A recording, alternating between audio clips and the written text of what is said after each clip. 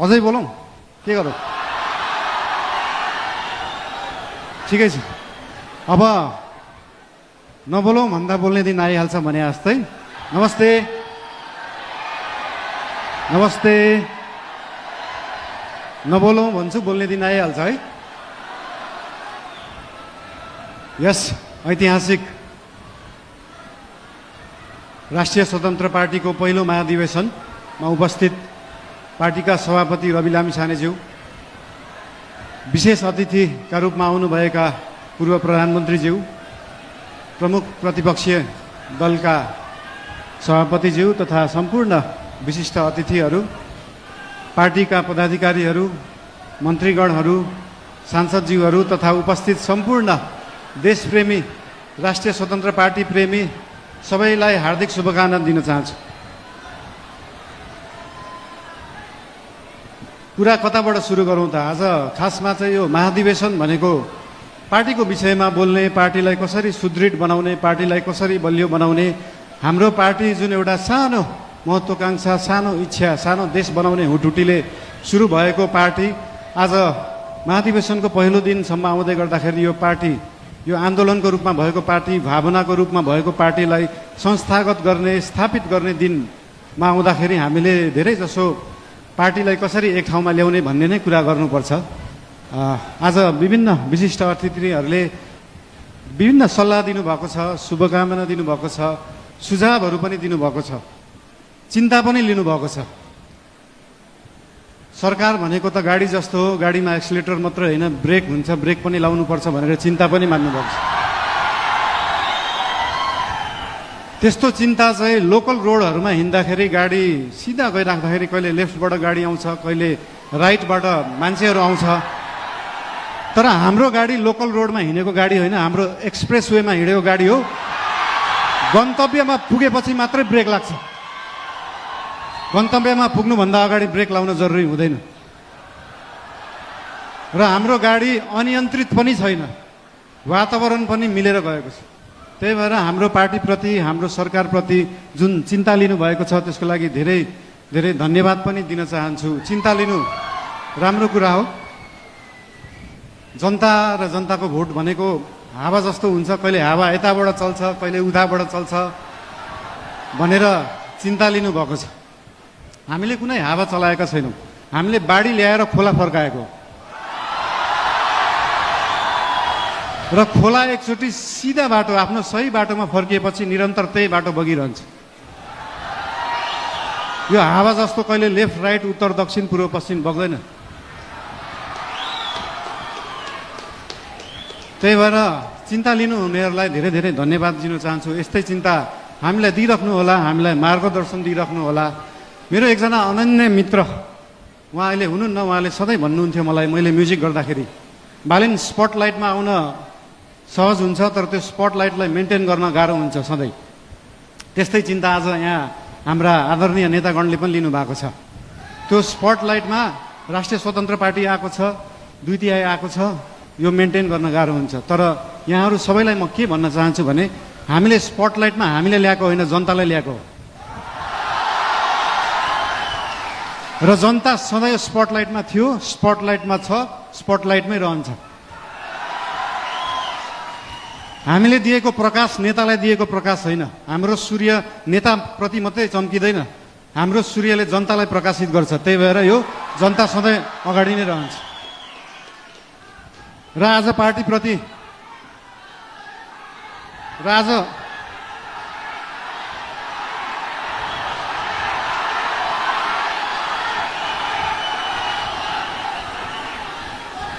आज पार्टीको विषयमा विशेष गरी कुरा राख्नुपर्छ भनेरै हाम्रो पार्टीको चिन्तन कस्तो हो, लेफ्ट हो, राइट हो, सेन्टर हो, धेरै चिन्ता लिइराख्नु पर्दैन। हाम्रो पार्टी विकासवादी पार्टी हो, विकास गर्ने, काम गर्ने पार्टी हो। हाम्रो पार्टी अगाडि बढ्ने पार्टी हो। हामी प्रतिशोध साध्ने, पुरानो पुरानो कुरा लिएर न्यू खोज्दै बस्ने होइन।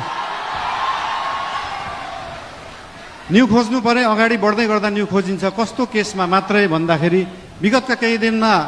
विगतका दिनहरूमा कुनै फटाइ भएका छन्, सरकारी सम्पत्तिको दोहन भएको छ, सरकारी रकमको दोहन भएको छ भने त्यहाँनिर न्यू खोज्न जरुरी हुन्छ। त्यहाँ न्यू खोज्छौँ हामी। र त्यो न्यू खोज्दै गर्दाखेरि अख्तियारलाई 5 घण्टा सोधपुछ गर्नुपर्छ, सरसल्लाह लिनुपर्छ भने हामी 5 घण्टा मात्रै होइन 5 वर्ष गर्छ। 5 वर्ष अख्तियारलाई राखेर सरसल्लाह गरिन्छ। त्यसमा चिन्ता लिइराख्नु पर्दैन। हामीले नियम कानुन मिच्दैनौँ, नियममा बसेरै काम गर्छौँ, नियमभन्दा बाहिर जाँदैनौँ।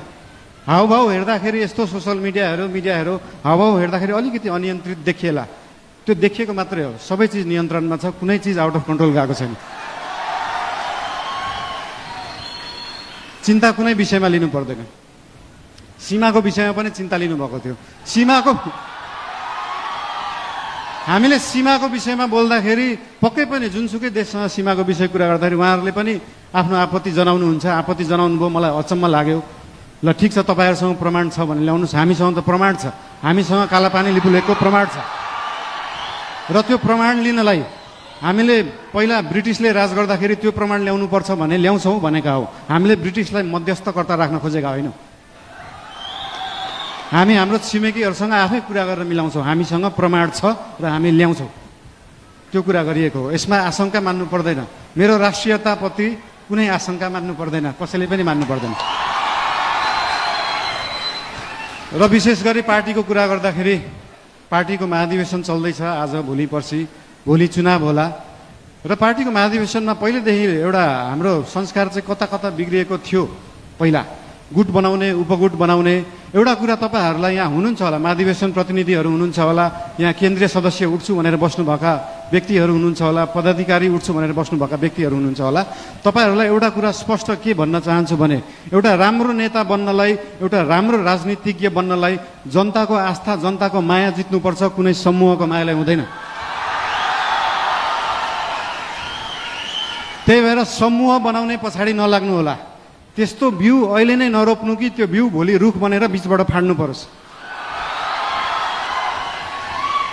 त्यही भएर यस्तो बिउ रोप्ने काम, यस्तो रुख फलाउने कामहरू हामी चाहिँ नगरौँ। हामीले पुरानाहरूबाट यो सिक्नुपर्छ।